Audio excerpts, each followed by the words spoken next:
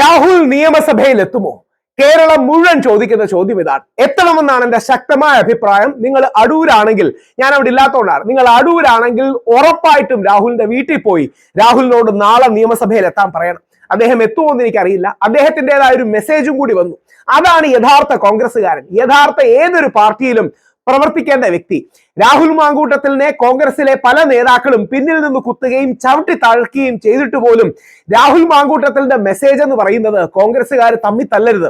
എല്ലാവരുടെയും പേരെടുത്ത് പറഞ്ഞ് VT ബൽറാം ആകട്ടെ, ശ്രീ VD സതീശൻ ആകട്ടെ, ശ്രീ രമേശ് ചെന്നിത്തലാജി ആകട്ടെ, KC വേണുഗോപാൽ ആകട്ടെ, സണ്ണി ജോസഫ് സാർ ആകട്ടെ, നമ്മൾ തമ്മിൽ തല്ലരുത്, നമ്മളെ തകർക്കാനാണ് മാധ്യമങ്ങൾ നോക്കുന്നത് എന്ന് പറയുന്ന നന്മയുള്ള നിസ്വാർത്ഥനായ രാഹുലിനെയാണ് കേരളത്തിനും കോൺഗ്രസിനും ഏതൊരു രാഷ്ട്രീയ പാർട്ടിക്കും വേണ്ടത്. നമുക്ക് ആ വാർത്ത കാണാം.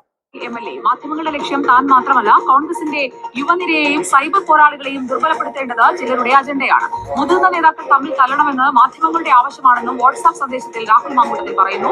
Congress digital media comments WhatsApp ഗ്രൂപ്പിലാണ് രാഹുലിന്റെ പ്രതികരണം. റഹീസ് റഷീദ് നമുക്കൊപ്പം. റഹീസ് റഷീദ്, ആദ്യമായി മിഷൻ 2026, അതായത് കേരളത്തിൽ LDF ഭരണം മാറി UDF ഭരണം വരുമെന്ന വ്യാപകമായ ധാരണ കേരളത്തിൽ നിലനിൽക്കുന്നുണ്ട്. CPM-ലെ പോലും നല്ലവരായ ഒരുപാട് സഖാക്കൾ ഭരണം മാറി മാറി വരട്ടെ, അതാണ് ജനാധിപത്യത്തിൽ നല്ലത് എന്ന് വിശ്വസിക്കുന്നവർ. ഞാനും അങ്ങനെ വിശ്വസിക്കുന്ന ഒരു വ്യക്തിയാണ്. ഞാൻ വലതുപക്ഷക്കാരനാണ്. പക്ഷേ കേരളത്തിൽ ഇനിയും കോൺഗ്രസ് വരണം. നമ്മുടെ രാജ്യത്തിന് ഒരു ബാലൻസ് വേണം. രാജ്യത്ത് ഇടതുപക്ഷവും മധ്യവും വലതുപക്ഷവും ഒക്കെ മാറി മാറി ഭരിക്കുന്നതാണ് ഒരു രാജ്യത്തിന് നല്ലത് എന്ന ബോധ്യത്തിൽ നിന്നാണ് പറയുന്നത്.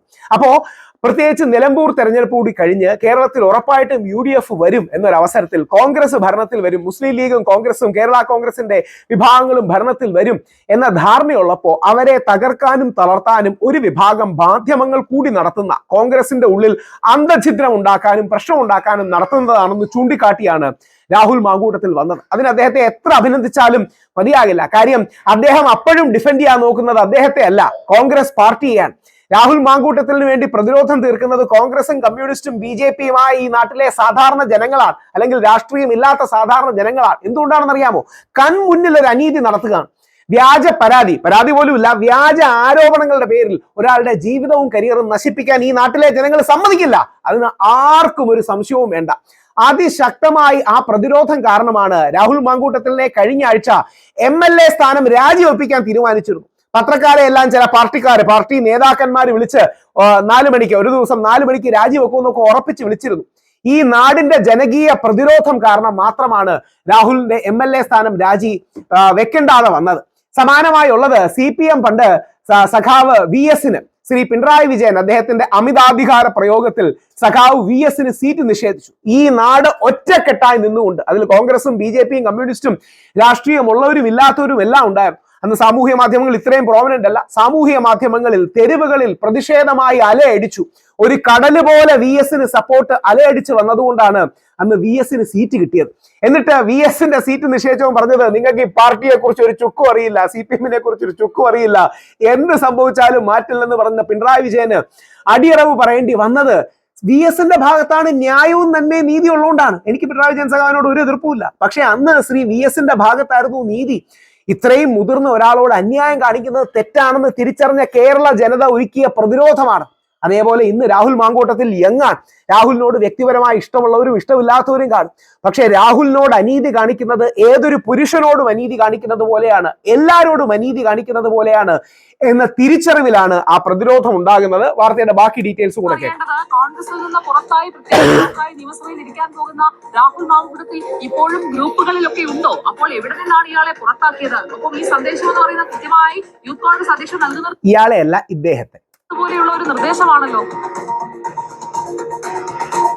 മിഷൻ 2026 എന്ന ഗ്രൂപ്പിലാണെന്നാണ് വാർത്ത വരുന്നത്. ഈ മാധ്യമങ്ങളുടെ ലക്ഷ്യം, രാഹുലിന്റെ മെസ്സേജ് ഇതാണ്, ഈ മാധ്യമങ്ങളുടെ ലക്ഷ്യം ഞാനല്ല, ഞാനൊരു കണ്ണി മാത്രം. ഈ ദിവസങ്ങളിൽ തന്നെ യാതൊരു അടിസ്ഥാനമില്ലാതെ അവർ Shafi പറമ്പിലിനെ, VT ബൽറാമിനെ, PK ഫിറോസിനെ, T സിദ്ദിഖിനെ, Jebi മേത്തറിനെ പല കാര്യം പറഞ്ഞ് ആക്രമിക്കുന്നത് നിങ്ങൾ കാണുന്നില്ലേ? അവർക്ക് വലിയ ലക്ഷ്യമുണ്ട്. ആ പ്രൊപ്പഗാൻഡയിൽ പോയി വീഴരുത്. KC Venugopal sir, Sunny Joseph sir, VD Satheesan G, Ramesh Chennithala അടക്കം അടൂർ പ്രകാശ് തൊട്ട് നമ്മുടെ യുവനിരയും സൈബർ പോരാളികളും പോരാളികളും ദുർബലപ്പെടേണ്ടത്, തമ്മിൽ തല്ല് ഉണ്ടാകേണ്ടത് അവരുടെ ആവശ്യമാണ്. നേതാക്കൾ തൊട്ട് നിങ്ങൾ വരെ ദുർബലപ്പെട്ടാൽ ദുർബലപ്പെടുന്നത് കോൺഗ്രസ് ആണ് എന്ന് എഴുതാൻ മനസ്സ് കാണിക്കുന്ന നന്മയുള്ള കോൺഗ്രസ്സുകാരനെയാണ് കോൺഗ്രസിന് വേണ്ടത്, കേരളത്തിന് വേണ്ടത്. അതിശക്തമായി തന്നെ ഇതിൽ പോരാടണം. എന്നിട്ട് സുജയ്യ പറഞ്ഞ രസകരമായ ഒരു വാക്കും കൂടെ ഞാൻ ഇതിലൂടെ ആഡ് ചെയ്യാം. വന്നിരിക്കുന്ന ഗ്രൂപ്പ് ഏതാണ് എന്നതാണ് ശ്രദ്ധിച്ചോണേ ഈ കമന്റ്. അറിയേണ്ടത്. അങ്ങനെ ഗ്രൂപ്പുകളിൽ ഇപ്പോഴും രാഹുൽ മാങ്കൂട്ടത്തിൽ ഉണ്ടെങ്കിൽ നിങ്ങൾ എവിടെ നിന്നാണ്? ഗ്രൂപ്പുകളിൽ ഉണ്ടോ എന്നറിയില്ല, ഞാൻ ഒരു കോൺഗ്രസ്സുകാരനല്ല, ജനമനസ്സുകളിലുണ്ട്. അതാണ് നിങ്ങളടക്കമുള്ള ചാനലുകളുടെ കമന്റ് ബോക്സ് വന്നാൽ ഈ നാട്ടിലെ സാധാരണ ജനങ്ങൾ പ്രതിരോധിക്കുകയാണ് പ്രൊപ്പഗാൻഡയെ. പ്രാഥമിക അംഗത്വത്തിൽ നിന്ന് സസ്പെൻഡ് ചെയ്തെന്ന് പറയുമ്പോൾ യഥാർത്ഥത്തിൽ നിങ്ങൾ മാറ്റി നിർത്തിയിരിക്കുന്നത് എവിടെ നിന്നാണ്? ഒരു അന്വേഷണവും ഇല്ലാതെ രാഹുൽ മാങ്കൂട്ടത്തിലിനെ പുറത്താക്കുകയാണ് ആദ്യം ചെയ്തത്. ഒരു അന്വേഷണവും ഇല്ലാതെ രാഹുൽ മാങ്കൂട്ടത്തിലിനെ പുറത്താക്കുകയാണ് ആദ്യം ചെയ്തത്. സുജയ്യാജി പറഞ്ഞത് 100% സത്യമാണ്. ഒന്നുകൂടെ കേൾക്കാൻ നോക്കുന്നത്. ഉണ്ടെങ്കിൽ നിങ്ങൾ എവിടെ നിന്നാണ്? പ്രാഥമിക അംഗത്വത്തിൽ നിന്ന് സസ്പെൻഡ് ചെയ്തെന്ന് പറയുമ്പോൾ യഥാർത്ഥത്തിൽ നിങ്ങൾ മാറ്റി നിർത്തിയിരിക്കുന്നത് എവിടെ നിന്നാണ്? ഒരു അന്വേഷണവും ഇല്ലാതെ രാഹുൽ മാങ്കൂട്ടത്തിലിനെ പുറത്താക്കുകയാണ് ആദ്യം ചെയ്തത്. അതാണ് യഥാർത്ഥത്തിൽ ഈ നാട് പ്രതിഷേധിക്കുന്നത്. ഒരു അന്വേഷണമില്ല, പരാതിയില്ല, പോലീസ് കേസില്ല, പോലീസ് അന്വേഷണമില്ല. പോലീസ് ഗർഭിണികളെ തേടി അലയുകയാണ്. ആരെങ്കിലും ഗർഭചിത്രം നടത്തിയോ എന്ന് പറഞ്ഞ് പോലീസ് തേടി അലയുകയാണ്. യഥാർത്ഥത്തിൽ തിരിച്ചടിക്കുന്നത്, ഈ നാട്ടിലെ ജനങ്ങൾ തിരിച്ചടിക്കുന്നത്, പുഷ് ബാക്ക് ഉണ്ടാകുന്നത് ഈ തരത്തിലുള്ള അനീതി കാണുമ്പോഴാണ്.